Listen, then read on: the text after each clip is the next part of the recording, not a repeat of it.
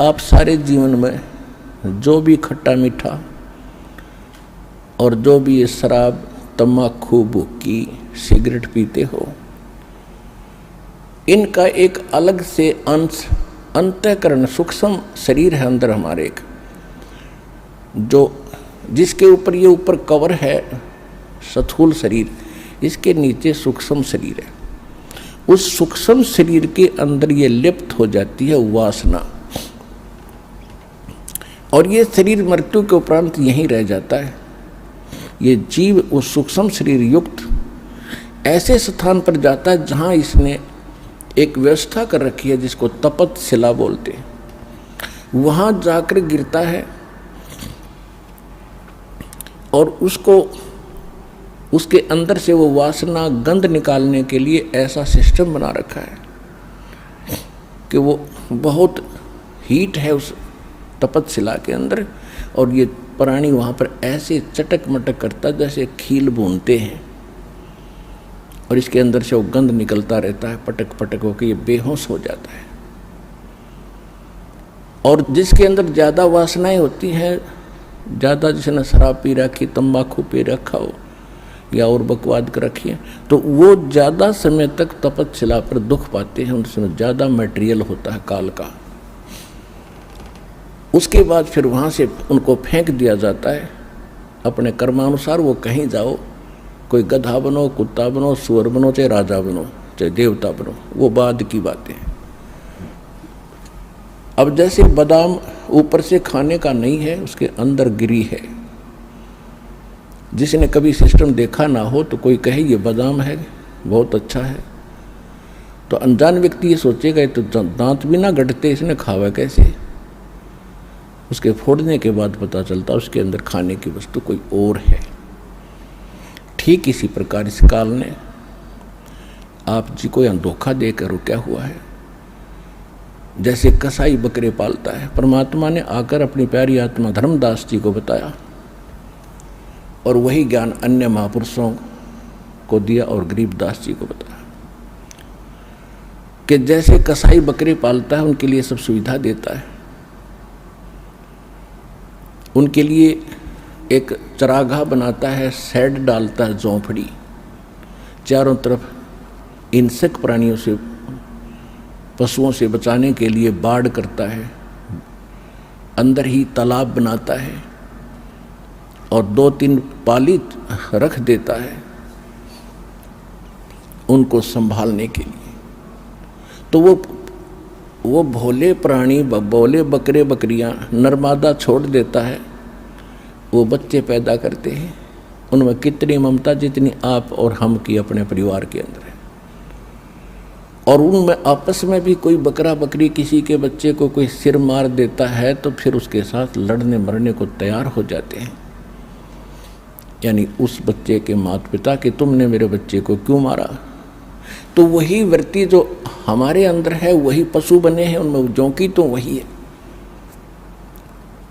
आपस में हम लड़ते रहते हैं और हम सभी आहार काल के हैं। तो दूसरे समय वो बकरे सोचते हैं कि हमारा मालिक कितना रहम है, इसके अंदर कितना दयालु है और कितना मेहरबान है, हमारे लिए कितनी सुविधा दे रखी है। और उस समय वो भूल जाते हैं जब उनको उस श्याम को कान पकड़ पकड़ कर ले जाता है। उस समय वो नहीं देखता किसका बेटा है, कौन किसकी बेटी है, कौन किसकी माँ, कौन किसका बाप है। एक तरफ से मोटे मोटे छांट के और कड़च करवा देता है। पुण्यात्माओं, कुछ दिन में आपका यह बात कति हृदय में जम जाएगी कि हमारा यहाँ उद्देश्य क्या है जीने का। हम किस लिए पैर पीट रहे हैं, एक सेकंड का कोई विश्वास नहीं कब बिजली गिर जा। और फिर हम छोटी छोटी बातों पर एक दूसरे के साथ झगड़ा करते हैं। हम पहले ही दुखी है, जब हमें ज्ञान होगा कि हम सारे दुखी यहाँ पर, और फिर दुखी को दुखी हम करें, हम कितने नीच हैं, कितने निकम्मे आदमी हैं। हम स्वयं एक काल के जाल में, कसाई के बाड़ी में हैं, और फिर भी हम एक दूसरे साथ लड़ रहे हैं। हमें तो अपनी जीवन की रक्षा की भीख मांगनी चाहिए परम पिता समर्थ से। हे भगवान, किसी प्रकार इस कसाई के बाड़े ते निकाल दो, इस कसाई के घेरे ते हमें छुड़वाओ दाता। परमात्मा ने अब समय धर दिया था कसाई के बाड़े को तोड़ने का। अब ये समय है, कसाई का बाड़ा तोड़ दिया और जिस पर निकला जाओ निकल जाओ।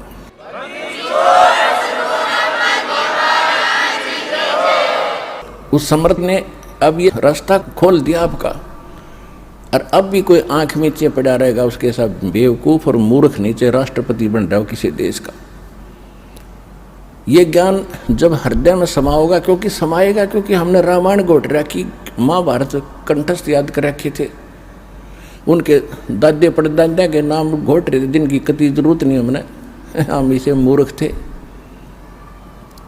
अब हमने अपने कुल को याद करना पड़ेगा। कबीर साहब क्या कहते हैं? कबीर कुल खोए कुल होत है, कुल राखे कुल जाए, राम ने कुल कुल भेंट लो, सब कुल रहा समाए। कहते हैं कुल खोए कुल होत है और कुल राखें कुल जाए। हम अपने वंश को बचाने के लिए और भगवान से दूर रहते हैं, उसी यानी परिवार के पोषण में, उसे के सब कुछ करने में हम भगवान के लिए समय नहीं निकाल पाते हैं कि मेरा परिवार है, मेरा कुल चले। कहते यूँ कुल तो रहेगा ही नहीं, ये तो तेरा वंश रहेगा ही नहीं, एक दिन नष्ट होगा। फिर क्या बताते हैं कि कुल खोए कुल होत है और कुल राखें कुल जावे, और कहते राम ने कुल कुल भेंट लो, जिसमें सब कुल रहा समाए। आप उस कुल में आ जाओ जैसे आप इस दास के वचन के बेटा बेटी होगे। दो प्रकार से वंश है यहाँ पर, एक तो बिंद से यानी माता पिता के संयोग से, एक तो वो कुल है, वो कुल तो नासवान है, और एक कुल है जो वचन के बेटा बेटी होगे। आपने दास से दीक्षा ली, आप मेरे वचन के पुत्र पुत्री होगे, आप एक राम कुल हो गया, आपका भगवान वाला वंश शुरू हो गया। अब आपके जो बच्चे आ रहे हैं वो भी दास से दीक्षित होंगे, तो ये कुल आपका सदा रहेगा और सतलोक में जाके वो कुल फिर अविनाशी बन जाएगा।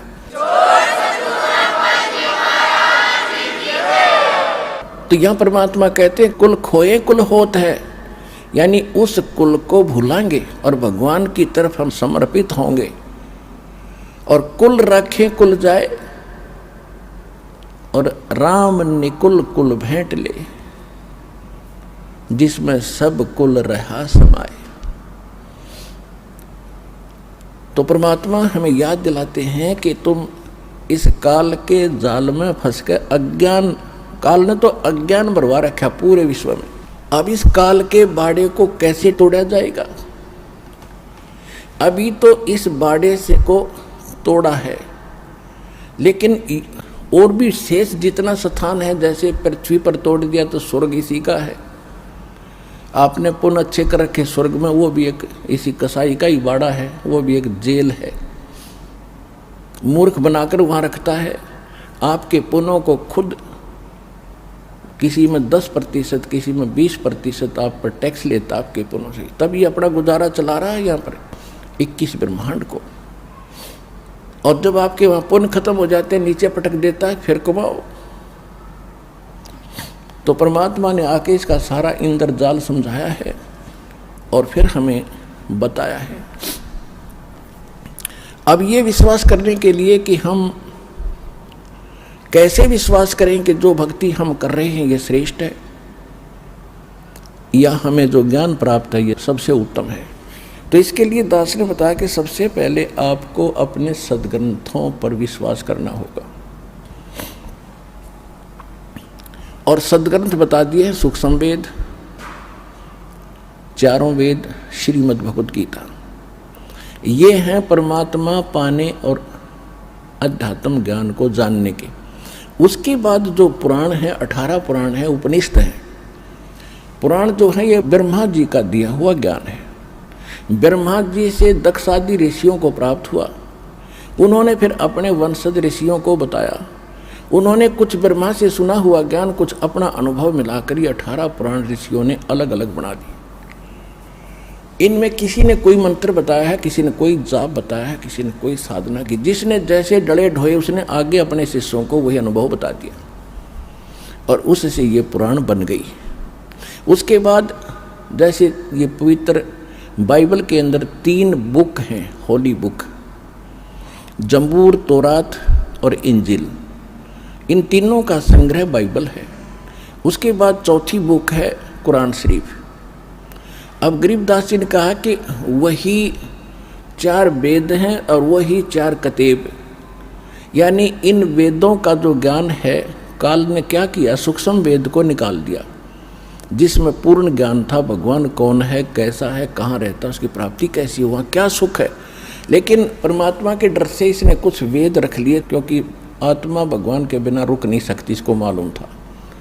तो इसको मूर्ख बनाने के लिए इनकम्प्लीट नॉलेज दे दिया 4 वेदों का, और उसी का सारांश फिर सूक्ष्म बना करके श्रीमद् भगवत गीता इसी ने खुद बोल दिया।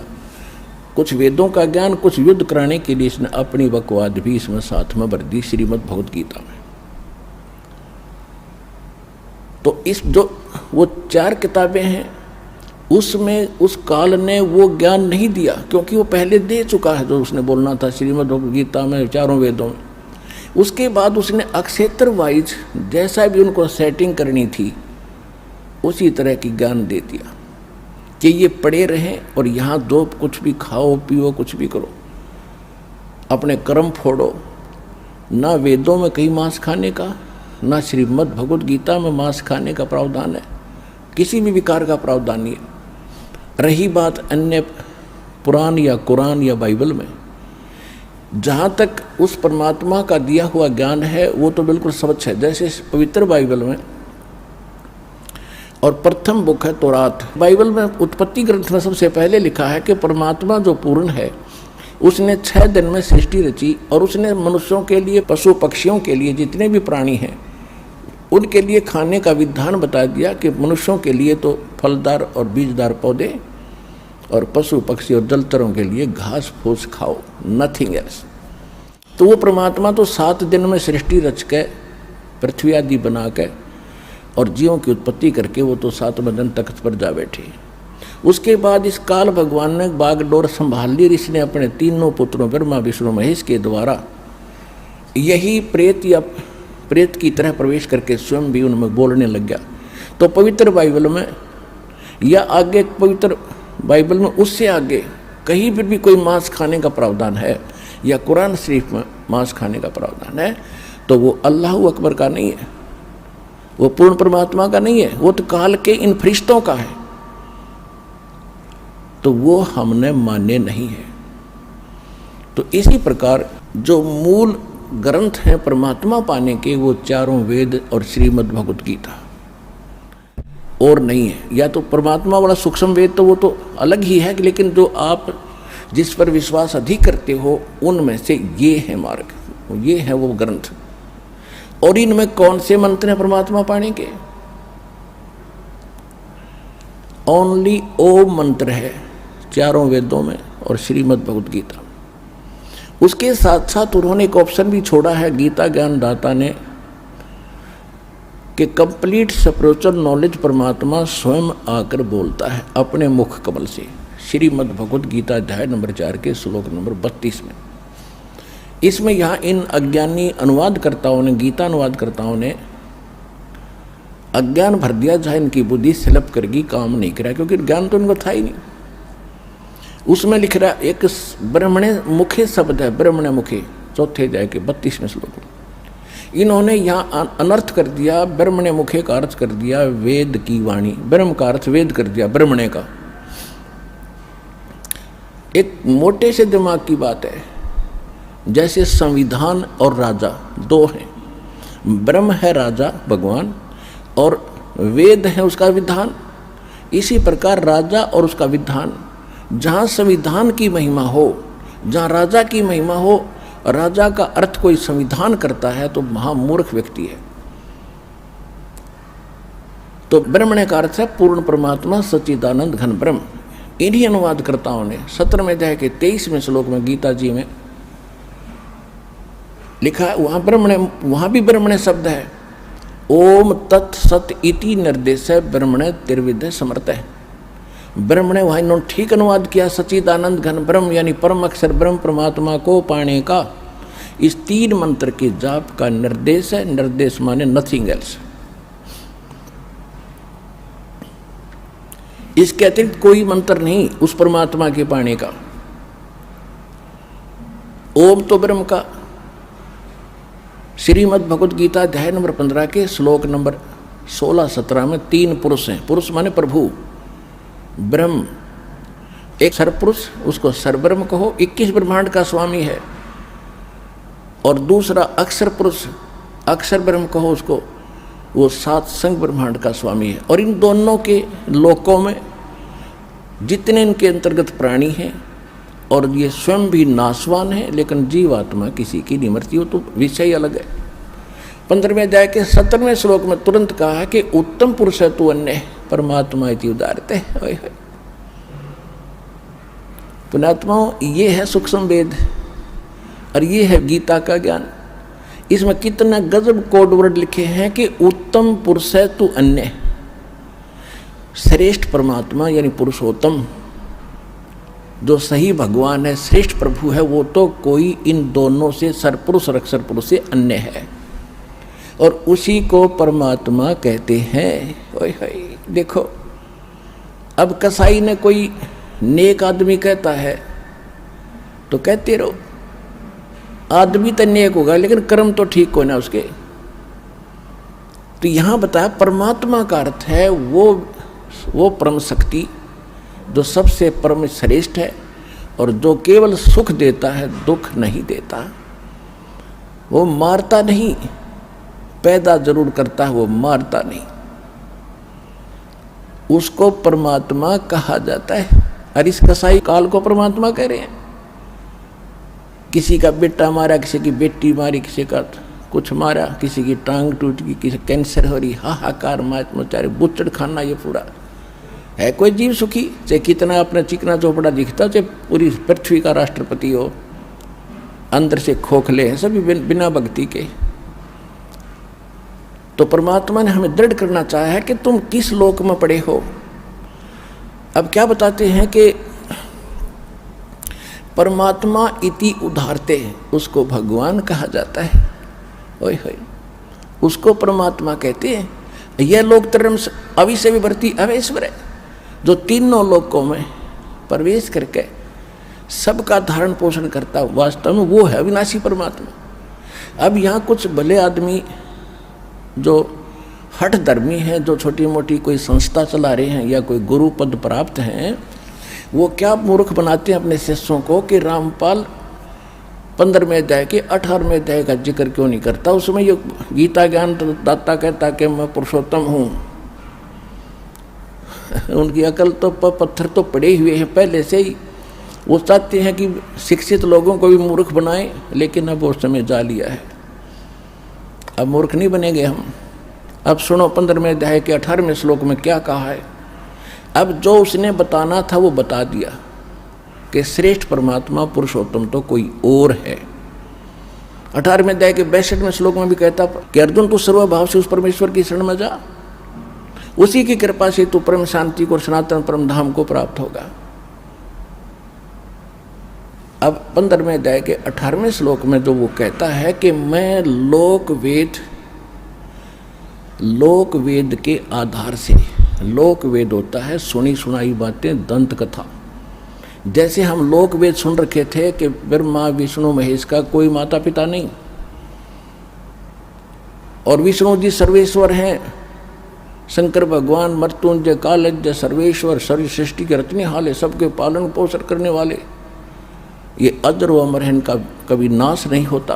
ये था लोकवेद। और ये लोकवेद पूरे हिंदुस्तान के अंदर हिंदू धर्म के करोड़ों भक्तों ने सत्य मान लिया था। अब इसका वास्तविकता का पता चला, ये नासवान, इनकी जन्म मृत्यु होती है और इनके माता पिता हैं। ये है यथार्थ ज्ञान, और वो था लोकवेद।